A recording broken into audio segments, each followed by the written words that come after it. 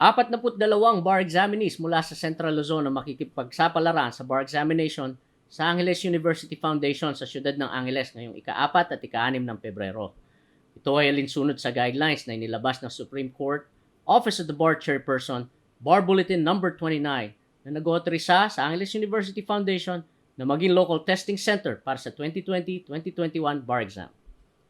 Batay pa sa Bar Bulletin No. 29 na naipublish noong October 11, 2021, ang Angeles University Foundation sa Angeles City ay ang nag-iisang otorisadong local testing center sa buong Central Luzon at makakapag-accommodate ng maximum 200 examinees. For the whole po, roughly nasa 8,000 plus yung examinees who are scheduled to take the bar. From AUF po, we have 42 examinees.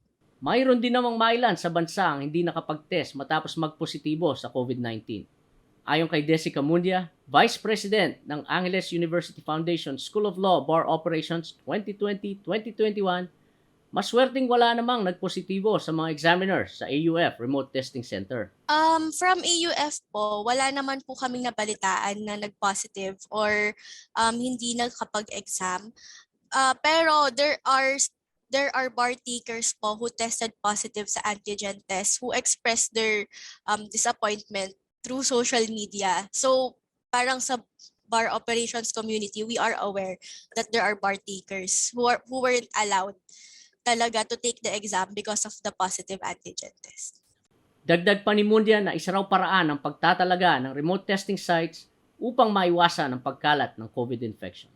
Previously talaga sa mga bar exams, only one place lang po talaga kinakonduct yung bar exam. And for the longest, UST hosted the bar site.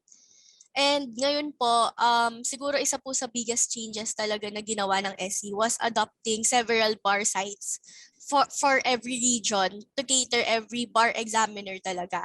So dati kasi sir, lilipad pa talaga yung examiner to Manila. If they're from Mindanao or from the farthest islands, they really need to fly to Manila to take the bar exam. Pero right now, the SE understood na it might be a super spreader if they will push na isang site lang yung bar exam. And so in trying to lessen that, they just opted na gumawa na lang ng maraming bar site.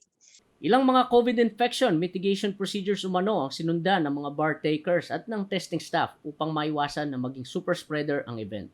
Yun din pong they required the antigen test and that all bar examinees must present a negative antigen test to be able to take the bar. Dapat po within 72 or 48 hours yung antigen test nila. So there are examinees na who took the antigen test last Thursday. Most of them took the antigen test last Thursday. Mayroon pa ring mailang bar examinees ang pinili na makipag-test sa Metro Manila area. Because sir, meron po kasing mga bar review pa din and they really moved to Manila to concentrate for the bar exam. And so they did take na rin the bar exam dun po sa mga site kung saan sila malapit. Ayon pa kay Mundia, isa raw sa pinakamalaking challenge sa kanila ang kasalukuyang pandemya. Dati, pinoproblema lang naman ng mga bar takers natin yung kung paano sila mag-aaral, how they will finish the syllabus, yung makover lahat ng topics for the bar exam. Pero right now po, isa pa pong pinoproblema nila is yung pandemic, yung test results nila, and definitely sir, added burden yon sa mental stress nila. Because aside from trying to just finish the bar, they need to understand the happenings around them po due to the pandemic. For 2 years, because the bar was suspended for almost 2 years.